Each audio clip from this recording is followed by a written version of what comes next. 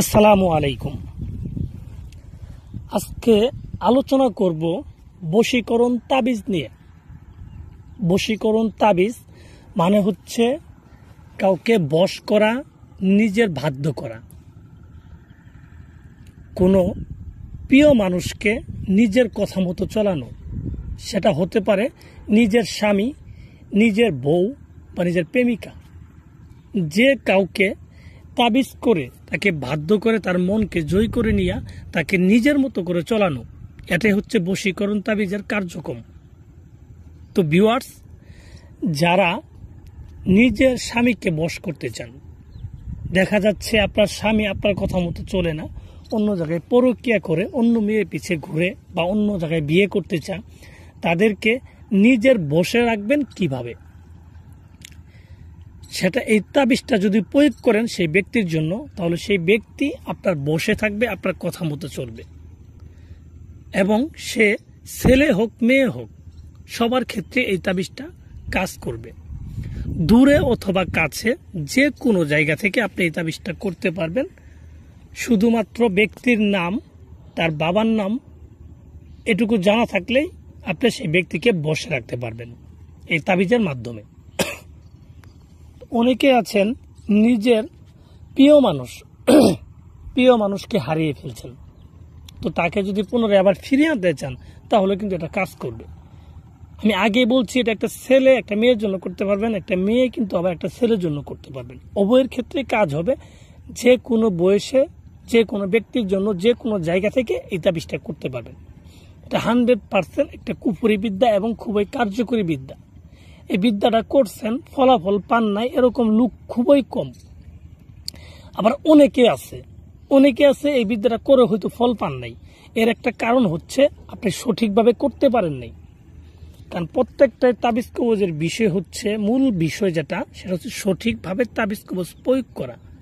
সঠিকভাবে যদি আপনি প্রয়োগ করতে না পারেন, তাহলে আপনি যদি 1000 কোনো তাবিজ করেন, যত ভালো তাবিজই হোক, যত পরীক্ষিত তাবিজই হোক, আপনি 1000 যদি করেন আপনি কিন্তু রেজাল্ট পাবেন না।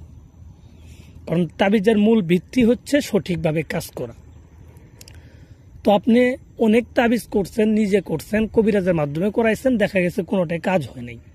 তো এই সকল তাবিজ কাজ না হওয়ার একটাই কারণ হচ্ছে তাবিজগুলো সঠিকভাবে করতে পারেন নাই, সেজন্যই কিন্তু তাবিজগুলো কাজ হয় নাই। তাই আমি বলবো, আমার এই তাবিজটা আপনি যদি স্ক্রিনে দেখে দৌড়ায় যায় লিখতে বসেন তাহলে কিন্তু হবে না। আপনি তাবিজটা দেখছেন ঠিক আছে, কিন্তু এটা যে নিয়মকানুনগুলো এগুলো আপনার শুনে যেতে হবে এবং সেই নিয়ম অনুযায়ী কিন্তু কাজ করতে হবে। যখনই আপনি সেই নিয়ম অনুযায়ী করবেন তখনই আপনার তাবিজের কাজ হবে 100%। তো ভিউয়ার্স, যারা এটা করতে চান তারা কিভাবে করবেন আপনাদের আমি বিস্তারিত বলে দিচ্ছি, আপনারা মনোযোগ সহকারে আমার কথাগুলো শুনেন। প্রথমত এই তাবিজটা করবেন যে কোনো একটা জুমাবারের দিন। জুমার নামাজের পর নিজের ঘরে চলে আসবেন, নিজের ঘরে বসেই তাবিজটা করবেন। একটা জায়নামাজ বিছাবেন, পশ্চিম দিক মুখ করে বসবেন, সামনে আগরবাতি মোমবাতি এগুলো জ্বলাই নেবেন। নেওয়ার পর সাদা একটা রেশম কাপড় নেবেন, পাতলা এবং নতুন কাপড় হতে হবে।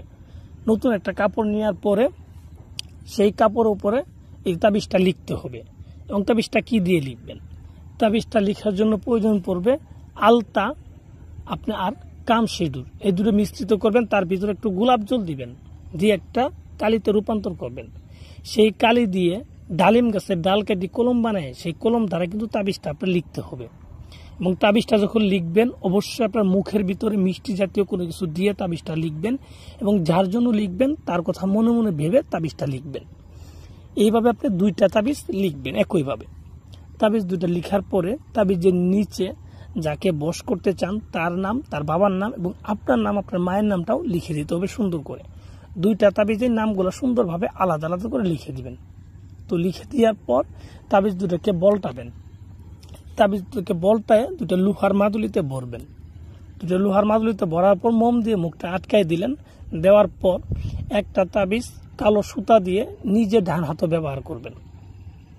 ব্যবহার করার পর আরেকটা তাবিজ যে থাকবে সেই তাবিজটাকে আপনি নেবেন, নিয়ে একটা মাটির হাঁড়িতে কিছু চিনি অথবা মধু দিয়ে রাখবেন, সেখানে এই তাবিজটাকে চুবিয়ে রাখবেন।